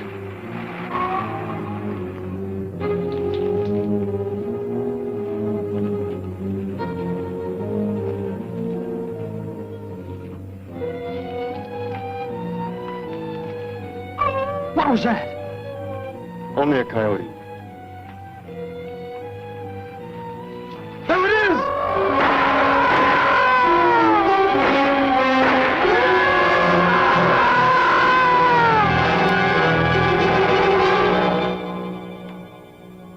Grandpa was so exhausted he fell sound asleep with all his clothes on. Do you think you can fix it, Derek? I have found the damaged part. Such a little thing. And yet it has the power to destroy as it does. It is worthless, unless I can figure out an energy substitute. Maybe it won't come into the city, Derek. It will come to the city. For more food, if nothing else.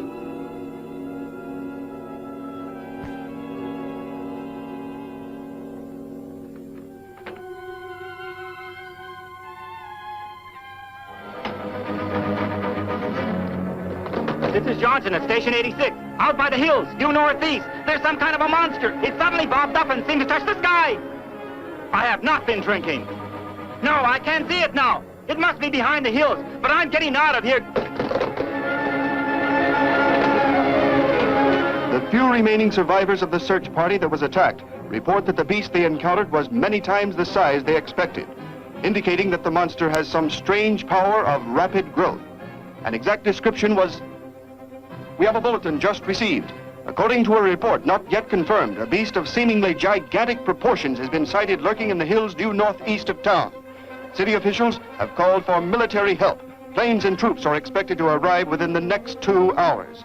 Meanwhile, citizens should take refuge in places of safety, cellars, bomb shelters, as directed by civil defense administrators. I repeat. Derek, they say it's coming. It has grown. It's just northeast of town. I'd better wake up Grandpa. We'll all go down to the cellar. You go there with him.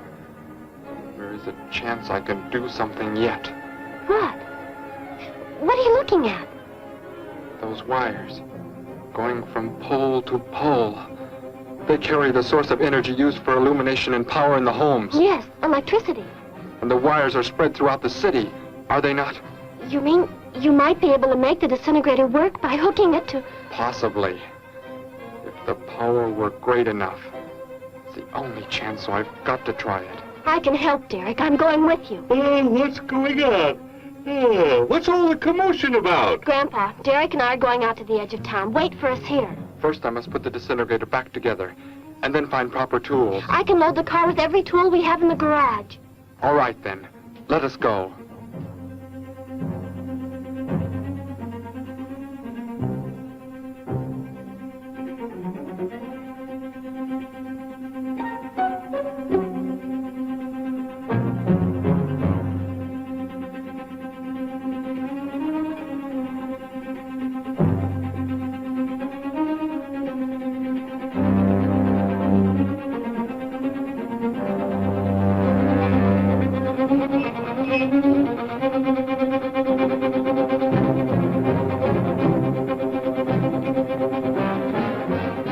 Why aren't you in the cellar, Gramps, with Betty?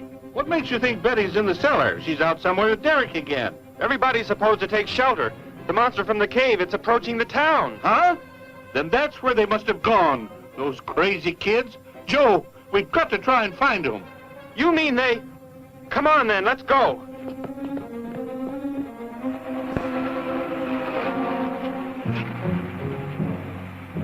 Derek, look. You drive away. You can't cut live wires.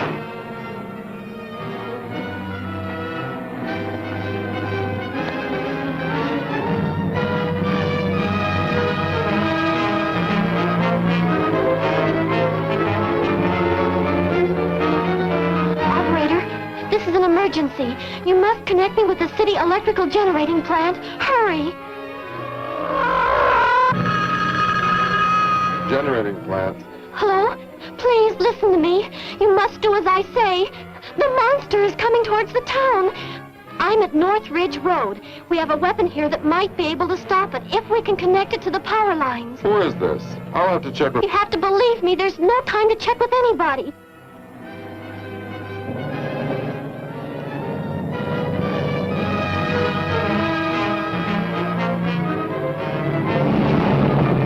Out there!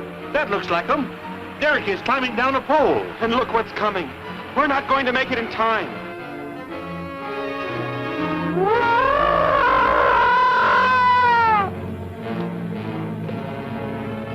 Restore the power. It is ready. Hello? Turn the power back on. Okay.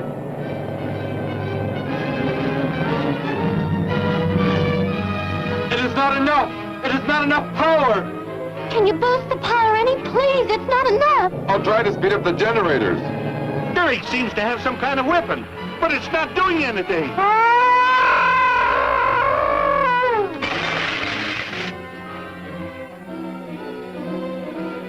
If only there were more power, Betty!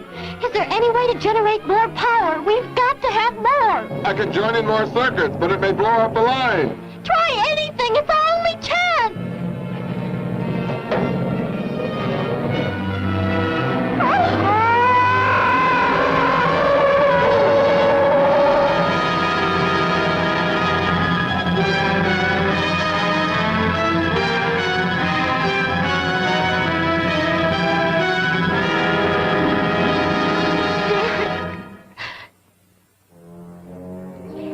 Turn the weapon over to the scientists now. It is too late.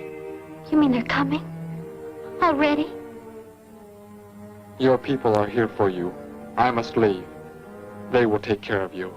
But Derek, you promised. You said... I know what I must do. You must not interfere.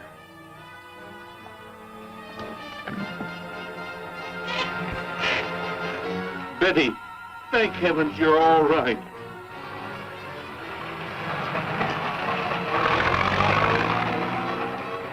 That book has indeed made you forget many things. We are the supreme race.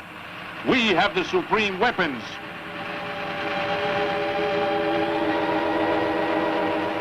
Somehow I feel that I've always known you. That we've never been apart.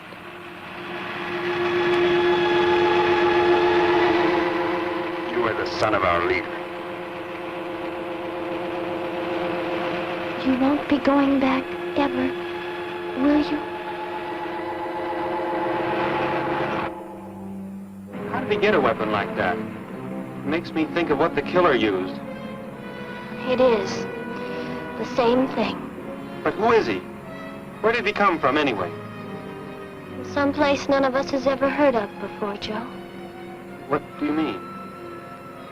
Clear from another planet. Far out in space. Hey, wait a minute. Betty, this is no time to be joking. I'm not joking. Where do you think the monster came from? And the man who was doing all the killing and the unheard of weapon he used? But how did they came in a spaceship of some sort. Whatever those people told you they saw last night. The flying saucer? And I thought those people were seeing things. They weren't. Derek looked into the sky just before he left here. Somehow, he could tell that more are on the way.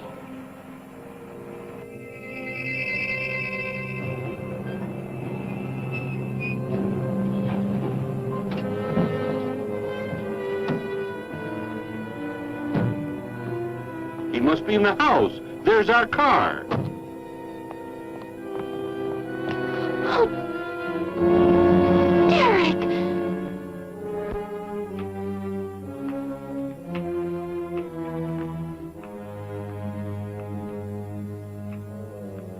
Goodbye, Betty. No, Derek, no. You are Joe. I want you to take me somewhere in your vehicle. What makes you think I will? You refuse to take me? That's right. I'm staying right here. You will do as I say. Oh, no, Derek, this isn't you. Do not interfere, Betty. I beg you. Get in.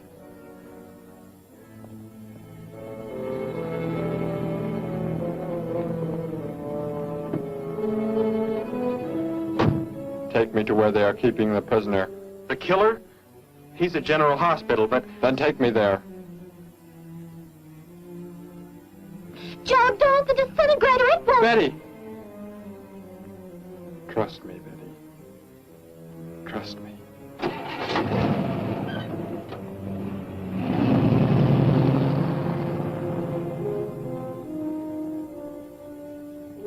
Derek seemed like such a nice fellow. Grandpa, he promised me something. He promised he would never leave, that he would never go back. I don't believe he wants to break his promise to me. I'm not gonna let him. What can you do about it, honey?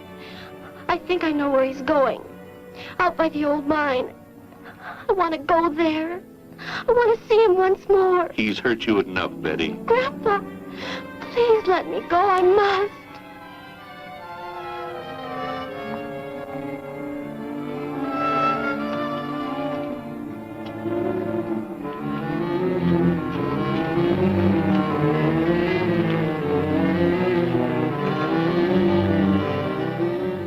The prisoner is in this building. It looks like they haven't transferred him to city jail yet. What are you planning to do? Never mind. Just get out of the car and walk in front of me.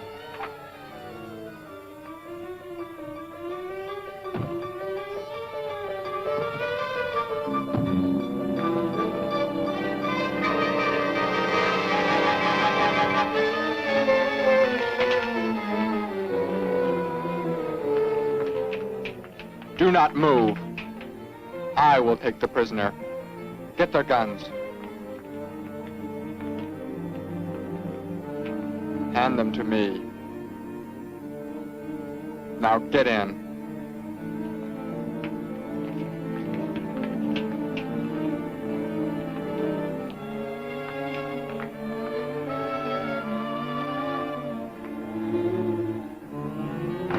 You face the wall. Keep your hands above your heads. I was stupid, Thor. Very stupid. But that is over. We are returning to meet the ships. Together. Why do you let them live? Kill them! There is no need. They will be dead soon enough, along with everything else on this planet. Go!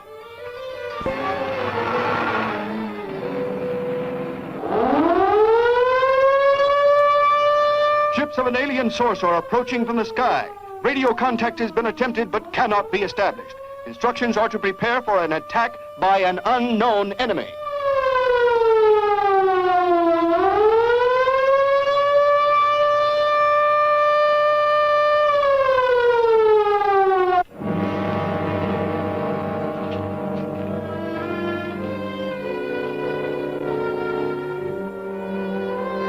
What made you think he was coming here? Because they're coming. Told me they'd be coming. Told me he wouldn't go back with them. That he'd stay. That he wanted to stay. Betty, let me take you back home. No, Grandpa, look, here comes Joe's car.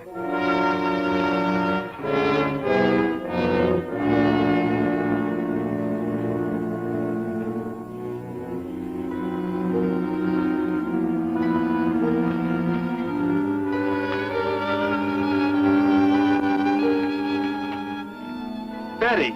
Gramps, what are you doing here? Why do you concern yourself with them? Destroy them!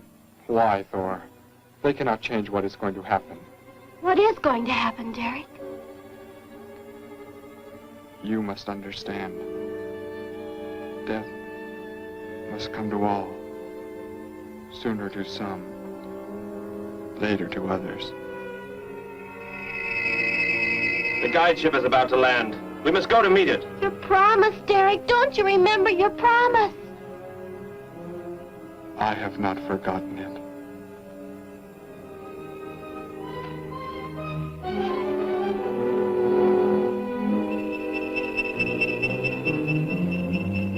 We called that the guide ship. And it looks like there are 100 more still in the sky. What are they going to do? Derek told me. The other ships are loaded with thousands of those horrible creatures, like the one Derek killed today. Why are they bringing them here?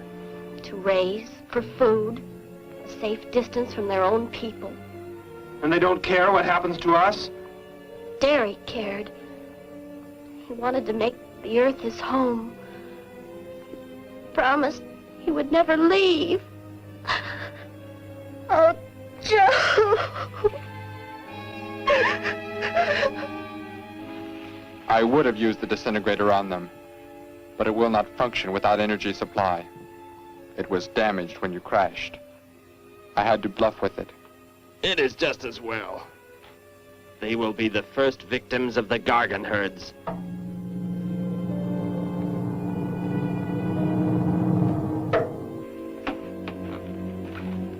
So, you were able to bring him back, Thor? He brought me. I am sorry I acted the way I did. I am ready to take my punishment. There will be no punishment, my son.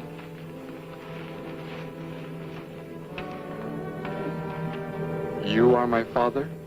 I am. I have watched your progress since you were born. You have excelled in all things. I was most disappointed to learn that you had deserted.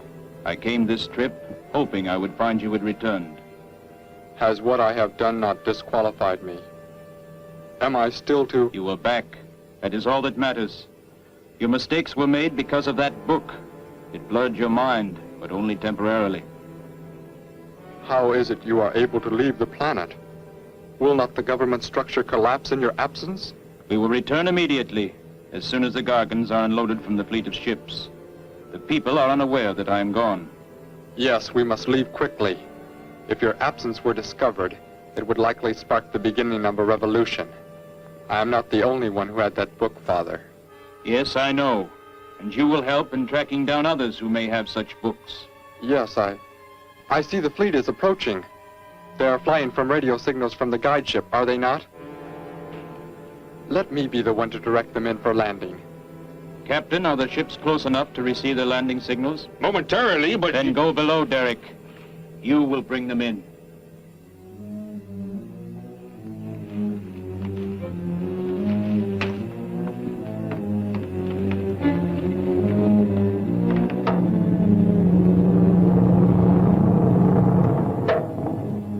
Derek, what are you doing? Unbolt the hatch. Looked like Derek went in first and closed the entranceway. Whatever's in the sky, they're getting mighty close. Derek has some plan. He's not doing what they want him to, I'm sure. Master control to fleet. Master control to fleet. Increase speed. Set flight pattern to -0.08. Increase speed. Open this hatch at once. The ships seem to be converging and increasing their speed. They cannot land. He doesn't plan to have them land, but crash! They're coming right at us! Derek's doing it! That's what he planned! But he's inside there! He'll be killed too! Get down inside the cave! My son, think of what you are doing. Turn the ships around before it is too late. Hold course steady.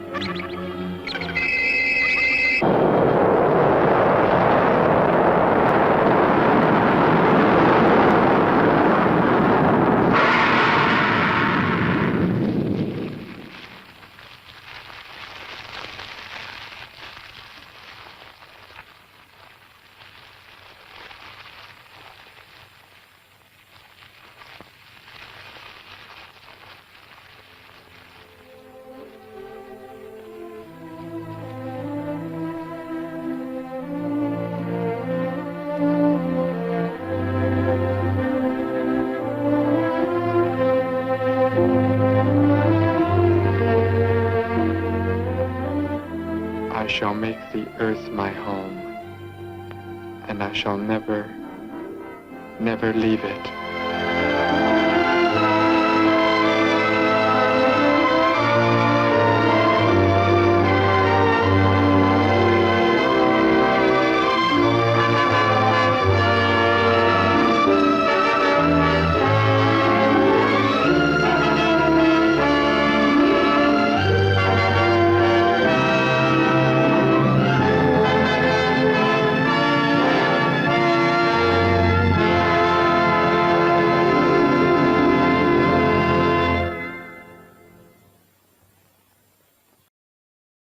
Thanks for watching the Baba Ghoulie Show by OTR Halloween Holidays. This is Waddle the Duck saying check out Channel Watch Waddle for some fun cartoons with no static.